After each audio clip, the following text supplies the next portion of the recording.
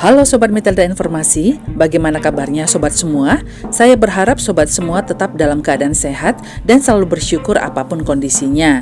Karena di dalam bersyukur ada ketenangan yang membantu kita menemukan solusi dalam setiap permasalahan kehidupan. Nah Sobat semua, kalau Indonesia saat ini mengalami bonus demografi, ternyata banyak negara di luar sana tidak mengalaminya. Bahkan negara-negara ini terancam hilang selamanya atau punah selamanya kalau masalah yang berkaitan dengan populasi atau tingkat kelahiran ini tidak diatasi dengan serius atau dengan baik di negara-negara ini.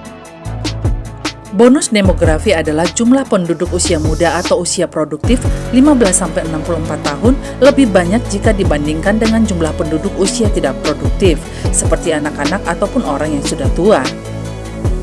Bonus demografi ini memungkinkan suatu negara memperkuat ekonominya dan meningkatkan kualitas hidup atau kesejahteraan penduduknya, karena rata-rata masih muda dan masih kuat bekerja, sehingga produktivitasnya meningkat. Tingkat kelahiran di beberapa negara sedang mengalami penurunan. Banyak penduduk yang semakin tua, sedangkan jumlah penduduk usia produktif atau usia kerja yang membayar pajak terus menurun. Hasilnya negara-negara ini beresiko mengalami bom waktu demografi, ditandai dengan semakin sedikitnya penduduk usia kerja atau usia produktif. Berikut ini adalah beberapa negara yang terancam punah selamanya karena angka kelahiran yang rendah.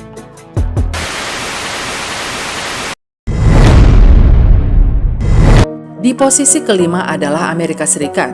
Berdasarkan survei yang dilakukan The New York Times, orang-orang dewasa berakhir tidak punya anak atau hanya memiliki sedikit anak karena tingginya biaya perawatan anak.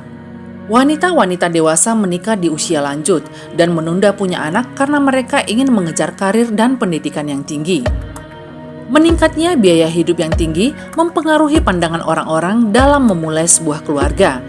Tingginya biaya perawatan anak dan mahalnya biaya pendidikan mempengaruhi orang-orang dewasa untuk menunda mempunyai anak atau hidup tanpa anak. Hal-hal inilah yang menyebabkan turunnya angka kelahiran dan turunnya populasi usia produktif di negara Amerika Serikat.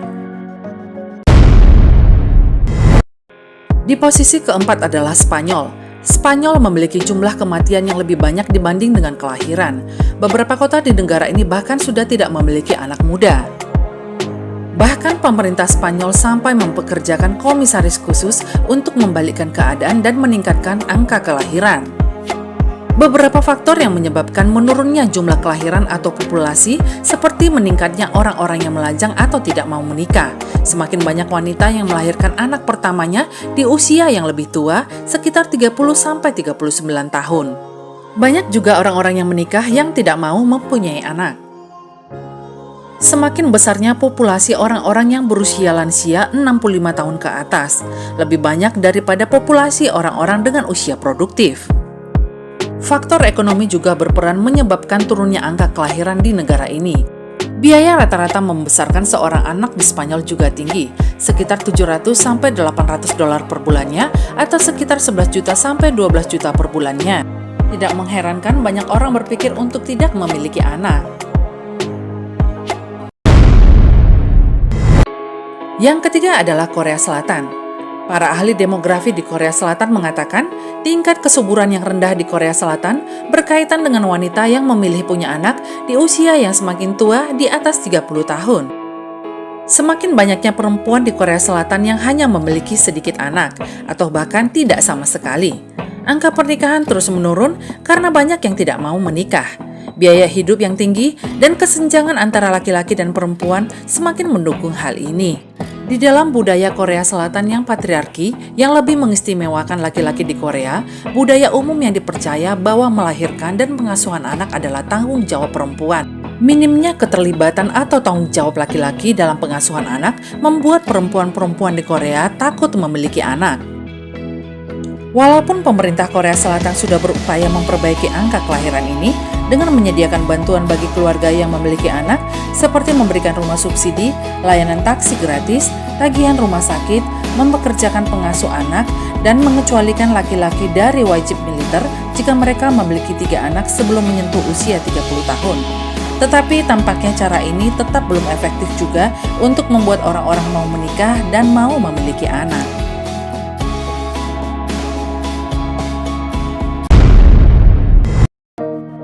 Yang kedua adalah Singapura. Tingkat kesuburan di Singapura berada di tempat paling rendah seperti Jepang. Jumlah penduduk berusia 65 tahun di negara Singapura ini setara dengan jumlah anak-anak di bawah umur 15 tahun. Meningkatnya orang-orang yang memilih untuk tetap melajang sebagai salah satu faktor utama, termasuk banyaknya pasangan menikah menunda untuk punya anak atau tidak memiliki anak sama sekali. Biaya hidup di Singapura juga begitu tinggi, termasuk biaya rumah atau tempat tinggal. Pemerintah Singapura memberikan insentif dan bonus agar warganya mau memiliki anak. Cuti ayah dibayar pemerintah 2 kali lipat selama 4 minggu untuk membantu istri mengurus bayi setelah melahirkan. Walaupun kebijakan-kebijakan ini sudah diambil oleh pemerintah Singapura, tapi angka kelahiran bayi masih menurun. Di posisi pertama adalah Jepang. Ya, bom waktu demografi sangat mengkhawatirkan di Jepang karena jumlah kelahirannya sangat rendah sepanjang sejarah. Beberapa wilayah di Jepang telah menunjukkan tanda-tanda bom waktu demografi. Populasi orang muda berkurang, sementara orang-orang lanjut usia semakin banyak. Di Jepang, banyak wanita memilih untuk tidak punya anak. Dibuktikan dengan semakin sedikitnya orang-orang yang mau menikah. Bahkan, pemerintah sampai turun tangan membuat kebijakan seperti aplikasi kencan sebagai alat bantu bagi orang-orang yang kesulitan bertemu calon pasangannya. Pemerintah Jepang berharap aplikasi kencan ini sebagai harapan menawarkan warga Jepang alat untuk membawa mereka selangkah lebih dekat menuju pernikahan yang bisa meningkatkan angka kelahiran di Jepang. Krisis populasi di Jepang terlihat semakin banyaknya populasi lansia dan menurunnya angka kelahiran. Banyaknya rumah-rumah kosong karena orang lebih memilih hidup sendiri di apartemen daripada menikah. Rumah kosong ini juga banyak peninggalan dari orang-orang lansia yang tidak memiliki anak untuk diwariskan, sehingga banyak yang dijual. Semakin banyaknya orang yang memilih tidak mau punya anak di Jepang dikarenakan makin mahalnya biaya pendidikan, kesehatan, dan harga rumah. Pasangan menikah di Jepang kesulitan membiayai kehidupan rumah tangga lebih dari 2 orang, apalagi ditambah dengan adanya anak. Biaya pendidikan membuat orang-orang berpikir 2 kali jika mempunyai anak. Pemerintah Jepang mengatasi masalah ini seperti dengan memberikan insentif anak. Insentif anak diberikan bagi orang tua baru sebesar 155,8 juta. Diberikan juga kado pernikahan bagi pasangan yang baru menikah sebesar 67 juta. Tunjangan melahirkan diberikan kepada ibu dan anak, dan tunjangan anak per bulannya sampai sekolah dasar. Walaupun pemerintah Jepang sudah menerapkan kebijakan agar orang-orang mau menikah dan mendongkrak angka kelahiran, tetapi hal itu belum menunjukkan angka yang memuaskan.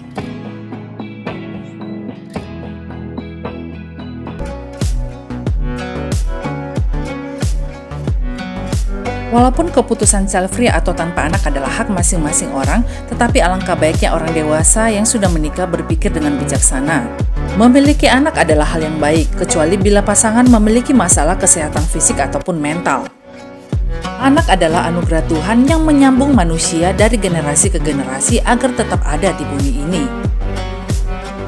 Penduduk usia muda atau usia produktif dibutuhkan untuk keberlangsungan suatu negara dari segala aspek, jika tidak ingin suatu negara itu menjadi punah. Nah, sekian dulu video kali ini Sobat Mitelda Informasi. Terima kasih sudah menonton. Silakan subscribe, like, dan di-share ya. Sampai ketemu lagi di video selanjutnya. Bye-bye.